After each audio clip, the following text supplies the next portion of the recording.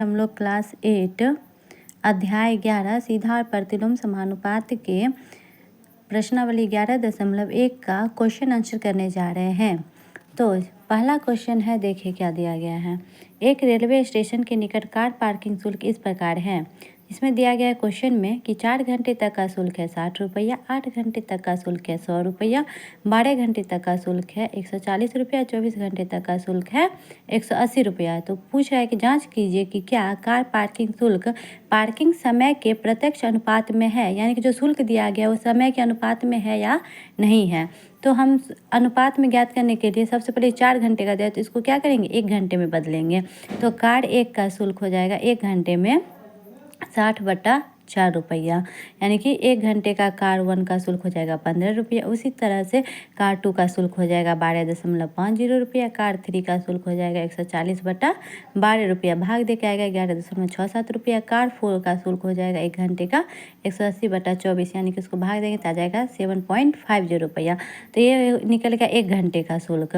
तो यहाँ हम देख रहे हैं कि यहाँ 1 घंटे का पार्किंग शुल्क समान नहीं है, अर्थात कार 1 का शुल्क बराबर नहीं है कार 2 के, बराबर नहीं है कार 3 के, बराबर नहीं है कार 4 के।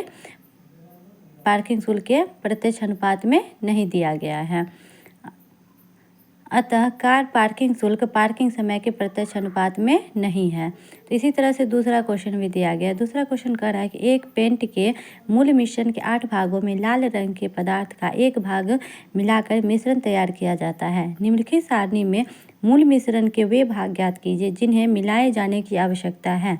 लाल रंग के पदार्थ के भाग दिए गए हैं 1 और मूल मिश्रण का भाग दिया गया है 8। तो इसी तरह से 4, 7, 12 और 20 का निकालना है। तो हम क्या करेंगे, सबसे पहले मान लेंगे कि माना कि लाल रंग के पदार्थ और मूल मिश्रण का अनुपात A/B, तो A1 बराबर 1 हो जाएगा, B1 बराबर 8 हो जाएगा। तो इसको अनुपात में निकालने के लिए A1/B1 बराबर 1/8 हो जाएगा। जब A2 बराबर 4 लेंगे, B2 हमको नहीं दिया गया, x मान लेंगे, तो ये किसके बराबर करेंगे, A2/B2 को A1/B1 के बराबर करेंगे। तो ये हो जाएगा 4/x बराबर 1/8। यहाँ से x का मान निकल जाएगा 32। तो B2 का मान कितना निकल जाएगा, 32। क्यों निकलेगा, क्योंकि हम B2 x बराबर किसको माने हैं, B2 को माने हैं। इसी तरह से A3 भी निकल जाएगा। A3 साथ दिया गया, B3 निकालना है, तो A3/B3 को A1/B1 के बराबर करेंगे, 7/x बराबर 1/8 हो जाएगा। तो यहाँ से x का मान निकल जाएगा 56। तो x को माने हैं B3 बराबर 56 निकल जाए। A4 बराबर 12, B4 को हम x मान लेते हैं, फिर इसको A1/B1 के बराबर कर देंगे A4/B4 को। तो A4 है 12 दिया हुआ, B4 हमको निकालना है, इसको x मान लिए हैं, A1/B1 यानी कि 1/8 के बराबर होगा। तो x का मान हो जाएगा यहाँ से 96 हो जाएगा, 96। इस A5 20 दिया गया है, B5 हमको निकल x मान लेंगे, A5/B5 बराबर A1/B1, यहाँ से 20/x बराबर 1/8 हो जाएगा, x बराबर 160 हो जाएगा। तो B5 बराबर 160 निकल जाएगा। तो अब हम अगले क्वेश्चन 3 नंबर के बारे में पढ़ेंगे। 3 नंबर दिया गया है कि प्रश्न 2 में यदि लाल रंग के पदार्थ के एक भाग के लिए 75 ml मूल मिश्रण की आवश्यकता है तो मूल मिश्रण के 1800 ml में हमें कितना लाल रंग का पदार्थ मिलाना चाहिए। तो हम क्या करेंगे, मान लेंगे कि 1800 ml में मिलाया गया लाल रंग का पदार्थ x दिया गया है। तो लाल रंग के पदार्थ का भाग 1 दिया गया है, मूल मिश्रण का भाग 75 दिया गया है। मैं तो पूछ रहा है कि 1800 ml में कितने मतलब लाल रंग का पदार्थ मिलाया गया, तो उसको x मान लिए हैं।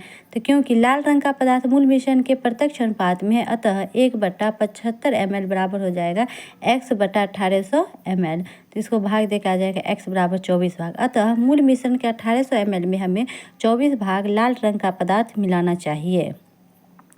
4 नंबर क्वेश्चन दिया गया कि किसी सॉफ्ट ड्रिंक फैक्ट्री में एक मशीन 840 बोतलें 6 घंटे में भरती है, वह मशीन 5 घंटे में कितनी बोतलें भरेंगी।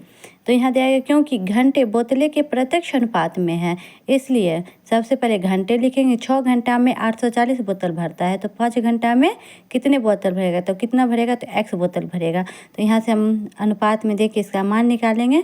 तो ये कट के आएगा 6 से सबसे पहले काटेंगे, तो 6 का 6 बच गया 2, 6 चौक 24, 0 आ जाएगा। इसको भाग देंगे तो 14 पंचे 70, यानी कि 700 बोतलें।